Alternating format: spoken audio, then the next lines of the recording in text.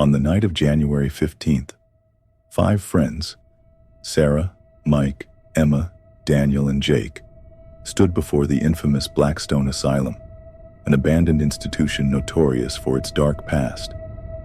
The air was thick with an unsettling chill as they made their way through the crumbling gates. Sarah, glancing up at the looming, dilapidated building. This place, it's even worse than I imagined. Mike, I don't know, I kinda like the vibe. Definitely screams horror movie. Emma, nervously laughing. Guys, are we really doing this? I mean, this place is notorious for paranormal activity. People say it's haunted by the spirits of the patients and Dr. Caldwell. Daniel. That's what makes it interesting. We're going to get the most terrifying footage ever. Let's make history. The group slowly entered the asylum, the old wooden door creaking as they pushed it open. Inside, the air was thick with the scent of decay, the long hallways stretching ahead like a maze of endless shadows. The friends set up their cameras, their equipment clicking in the silence. Jake, whispering. It's too quiet, like the place is holding its breath. Suddenly, Emma shuddered, her eyes wide with unease. Emma, did you hear that? What was that? Whispering. Sarah, you're hearing things. Just nerves. They pressed forward, their footsteps echoing eerily through the long, empty halls. As they ventured deeper into the asylum, they stumbled upon a room, the patient records room. The walls were lined with old files. The names of the deceased were scribbled in fading ink. Mike, flipping through the papers. Look at this, Dr. Henry Caldwell, the head psychiatrist. He was rumored to perform cruel experiments on the patients. Psychological torture, electroshock therapy. Emma, nervously looking around. I don't like this. Something feels wrong. Suddenly the temperature plummeted. A chill ran down their spines, and the heavy air turned frigid. Jake, shivering. Did the temperature just drop, or is it just me?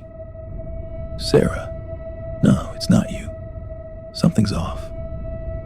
As they ventured into the electroshock therapy room, the doors slammed shut behind them with a deafening bang. The room was filled with rusted metal chairs strapped down, the remnants of past horrors. Mike, guys, this is it.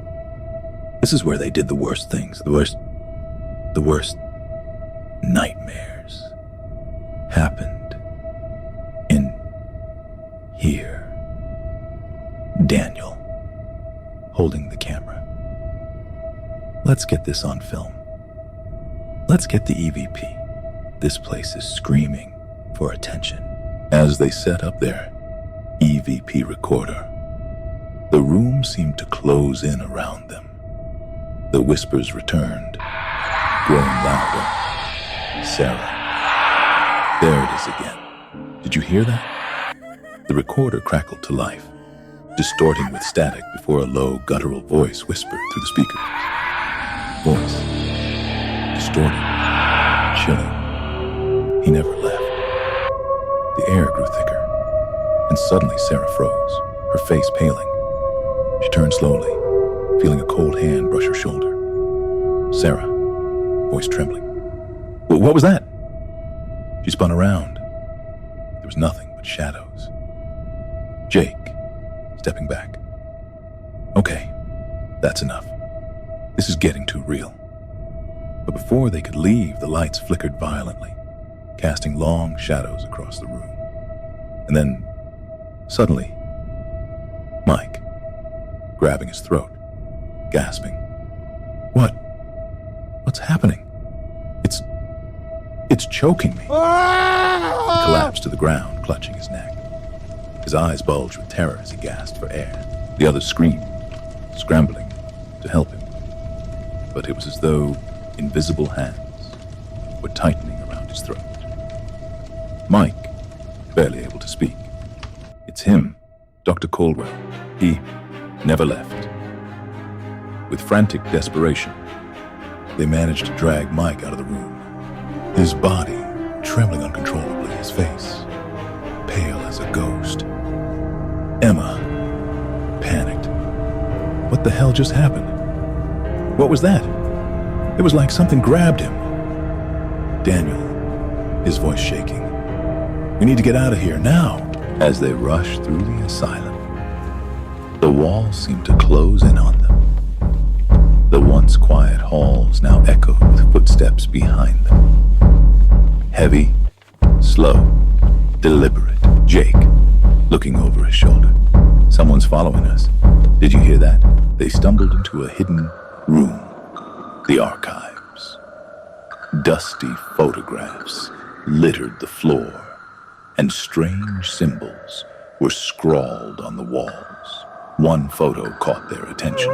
Dr. Caldwell's face scratched out, and in its place, the chilling message, "I am still here." Suddenly, the air grew thick, and a low hum filled the room. It was as if the building itself was alive, breathing with the souls of the past. And then, Daniel, screaming, "Look! Over there! In the corner!" In the darkness, a tall, shadowy figure loomed, its shape contorting unnaturally, its features indistinguishable.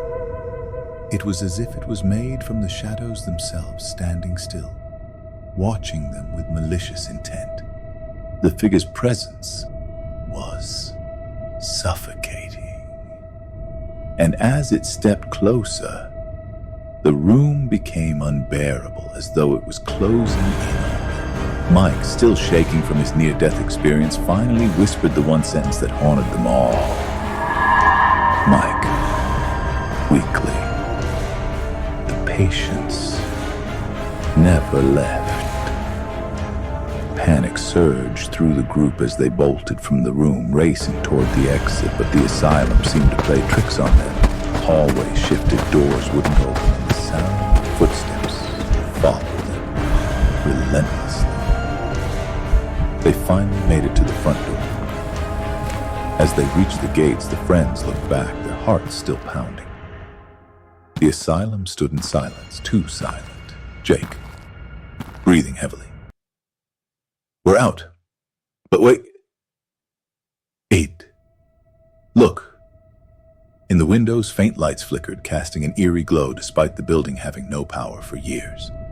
The friends drove away as fast as they could, but as they looked back at the towering structure, the lights flickered again, and a distant, distorted voice echoed from within the walls of the Blackstone Asylum. Voice whispering, "He never left." The mystery of Blackstone Asylum remains unsolved. Was it Dr.